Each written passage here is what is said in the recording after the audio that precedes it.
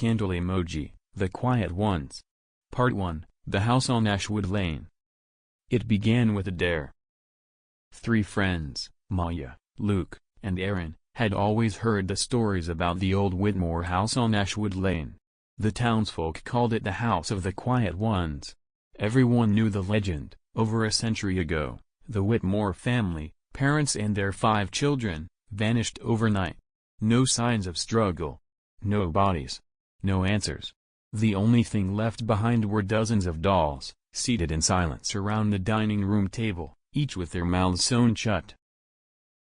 Local lore said the house was cursed, that if you stayed past midnight, the Quiet Ones would come for you too. But kids grow up, and legends fade into something you joke about in high school. So when Luke found a rusted old key to the place on a late-night walk, the group decided they had to go in. Just for fun. Just for a few hours. Part 2, The Warning. They arrived at 11:08 p.m. The house, though crumbling at the edges, stood firm, its windows blackened, ivy crawling like veins up its stone frame. The door opened with an unsettling groan. Inside, the air was heavy. Stale.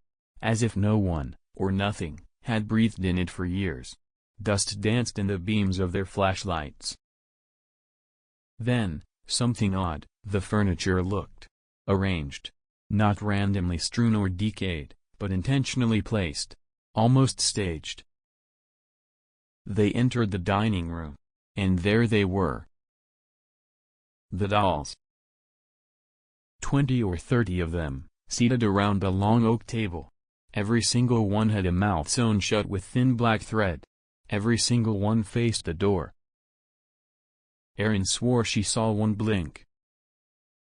That's when they heard it, scraping. Like something heavy dragging across wood. But it was coming from upstairs. Part 3, Midnight. They argued about leaving, but Luke pushed forward. "We're here already," he said. "Just a little longer. It's all fake, anyway." They climbed the stairs. Each step creaked like it was warning them. At the top was a hallway of closed doors. Behind one of them, something was humming. A low, eerie lullaby, barely audible but unmistakable. They opened the door. It was a nursery. Old toys lined the shelves. A crib sat beneath a broken mobile of glass stars. And in the crib was a single doll, larger than the others. Its head slowly turned toward them. Erin screamed. The doll didn't move again. But they'd had enough. They rushed downstairs, only to find the front door sealed shut. No lock. No chain. Just gone. As if the house had swallowed it.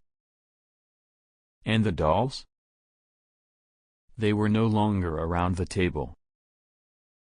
They were standing. Every single one. Facing them.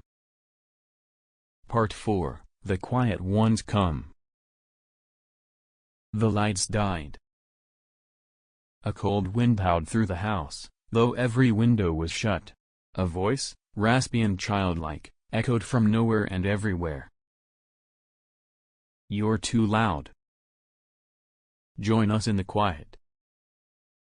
Maya fell to the ground, clutching her ears. Blood trickled from under her hands. Luke yelled her name, but his voice was snatched from his throat. Literally. One of the dolls had reached out and pulled something invisible from his mouth. He opened and closed his mouth, soundless. His voice was gone. Erin tried to run, but her feet wouldn't move. A cold, unseen force held her in place. The dolls circled them now. Closer. Closer. Needles in hand. Thread tight. Their mouths had been too loud, the house decided. It was time to sew them shut. Part 5, Aftermath. Only one was found. Erin. She sat on the Whitmore porch at dawn, eyes wide, mouth shut, stitched with black thread. When the police cut the thread, she screamed so loud she passed out. She never spoke again. And when they returned to the house later that day, there were 3 new dolls at the table, all with freshly stitched mouths, all quietly watching the door, waiting.